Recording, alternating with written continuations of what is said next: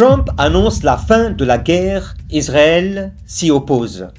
Des rapports américains évoquent la destruction par l'Iran de 17 installations militaires américaines dans la région.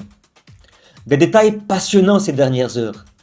Le président américain Donald Trump, dans une interview accordée à Axios, publiée il y a environ quelques heures par le journaliste américano-israélien Barak Ravid, dit qu'il pense ou est convaincu que la guerre prendra bientôt fin. Donald Trump a dit à Barak Ravid qu'il ne reste presque plus de cibles à frapper en Iran parce qu'on a détruit tout ce qu'on voulait. Il a aussi dit que la guerre allait bientôt se terminer, que le calendrier qu'il avait fixé à 6 semaines de guerre, ils l'ont bouclé en 11 jours et qu'il ne reste plus rien que les États-Unis doivent faire. Trump dit à Barak Ravid, on a gagné, on a détruit tout ce qu'on devait détruire. On a fait ce que personne n'a pu faire. Salut, on s'en va aller, on y va. Les Israéliens sont très en colère à cause de ça. Katz et les responsables de l'armée d'occupation israélienne ont dit que cette guerre continue jusqu'à ce qu'on atteigne notre objectif. La question c'est, Trump, c'était quoi les objectifs de guerre qu'il a annoncés au début? Revenons à la première vidéo qu'il a publiée le premier samedi au début de cette guerre, quand il a dit qu'il entrait pour changer le régime iranien. Ça ne s'est pas produit.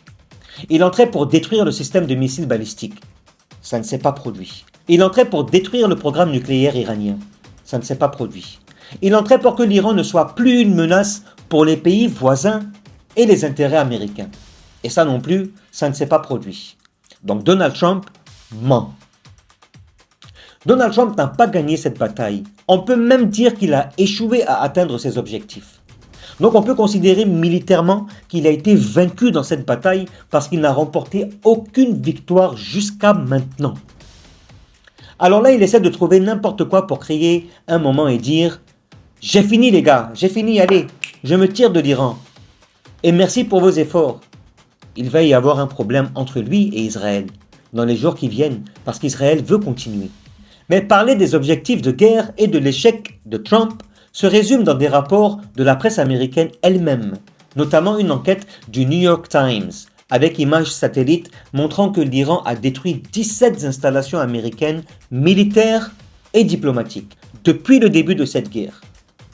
Ils ont parlé de bases militaires en Arabie Saoudite, au Koweït, au camp d'Arfjan, de la base Ali Salem, de la base Muwafaq al-Salt en Jordanie, de la base Dafra aux Émirats, de la base El Udeid au Qatar. Ils ont aussi parlé du système de défense aérienne THAAD, des radars détruits à Muwafaq al-Salt pour environ $1,5 milliard, des systèmes radars détruits à El Udeid au Qatar pour environ $1 million. Le New York Times a publié des images satellites de ce que l'Iran a fait avec les missiles et drones dans ses installations militaires américaines et les pertes infligées à l'armée américaine par ces frappes. Ils ont aussi parlé du consulat de Dubaï et de l'ambassade en Arabie Saoudite fortement ciblés et contraints de fermer et d'évacuer. Entre ce que l'Iran a accompli et ce que Trump essaie de faire, peux-tu deviner où mènera cette guerre?